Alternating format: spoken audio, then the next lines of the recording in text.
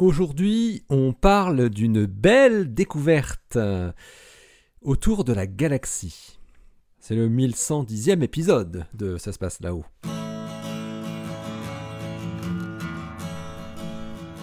Astronomie, astrophysique, cosmologie, astroparticules.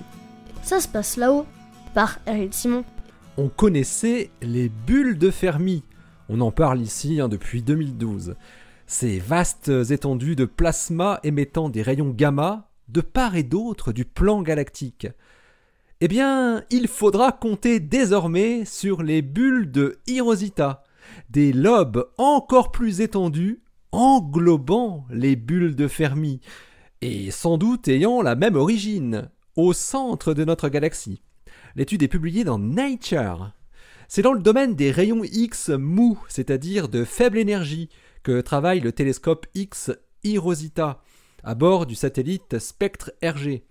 L'instrument a cartographié tout le ciel entre décembre 2019 et juin 2020, aux énergies comprises entre 0,2 et 8 keV. Et c'est en analysant finement les pourtours de la Voie lactée, au-dessus et en dessous du plan galactique, que les chercheurs Peter Bredel du Max Planck Institut für Extraterrestrische Physik et ses collaborateurs ont réussi à montrer la présence de deux gigantesques bulles tout à fait symétriques de part et d'autre du plan galactique, s'étendant sur 14 kiloparsecs, 45 000 années-lumière, aussi bien en hauteur qu'en largeur. Les bulles de Fermi, pour comparaison, sont plus petites, avec 9 kiloparsecs de hauteur et seulement 6 kiloparsecs de large. Elles se trouvent donc complètement incluses dans ces nouvelles bulles de plasma rayonnant en rayons X.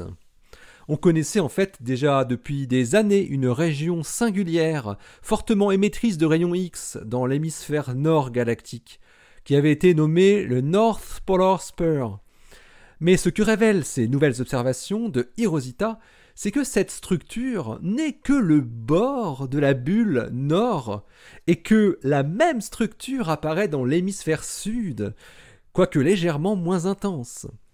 Bredel et ses collaborateurs peuvent affirmer que ces émissions de rayons X ne sont pas induites par des supernovas locales, car les bords des bulles sont trop abrupts et tracent des chocs caractéristiques avec le milieu et qui apparaissent en plus très corrélés avec les bulles de rayons gamma observées par le télescope Fermi.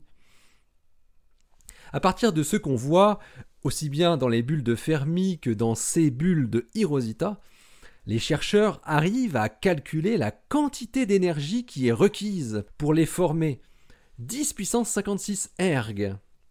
Cette énergie est suffisante pour perturber la structure, le contenu énergétique, ainsi que l'enrichissement chimique du milieu circongalactique, le halo galactique. Plus intéressant encore, les astrophysiciens peuvent donner un âge à ces structures gigantesques. Les deux bulles seraient âgées d'environ 20 millions d'années, seulement. Quant à leur origine, la seule chose qui est sûre, c'est qu'elle se situe au centre de notre galaxie. Mais on ne peut pas incriminer immédiatement Sagittarius à étoiles. Il est possible qu'une activité anormale du trou noir ne soit pas la cause première de ces mouvements de matière. La seconde hypothèse serait une grosse activité de formation d'étoiles dans la région centrale de notre galaxie. Ce qui est sûr, c'est que l'injection d'énergie nécessaire pour gonfler ces bulles de la sorte est de l'ordre de 10 puissance 41 erg par seconde durant 10 millions d'années, dans le cas d'une injection par des étoiles jeunes, ou bien de 10 puissance 43 erg par seconde durant 1 million d'années dans le cas d'une activité soutenue du trou noir central, qui aurait fait de notre galaxie une galaxie à noyau actif, ce qu'on appelle une galaxie de Seyfert. La longue durée de refroidissement du plasma est tout à fait cohérente avec cette hypothèse du trou noir actif. Ces structures en bulles sont, il est vrai, très similaires à ce qui peut être vu sur des galaxies à noyau actif, des AGN, qui possèdent un trou noir en train d'accréter de la matière. Ce phénomène peut injecter une grosse quantité d'énergie mécanique dans le milieu ambiant et peut produire des effets marqués sur l'évolution des galaxies, à l'image de ce qui est observé sur des galaxies comme Centaurus A ou A426. Et dans le cas de l'hypothèse d'une formation d'étoiles massives qui explosent rapidement en supernova, cela produit une injection d'énergie de l'ordre de 10 puissance 51 erg par supernova. Il faudrait donc 100 000 supernovas pour gonfler ces bulles. La galaxie M82 est le meilleur exemple de ce type de processus. Alors les données actuelles de Hirosita, associées aux données antérieures de Fermi, ne permettent pas d'exclure l'un ou l'autre scénario.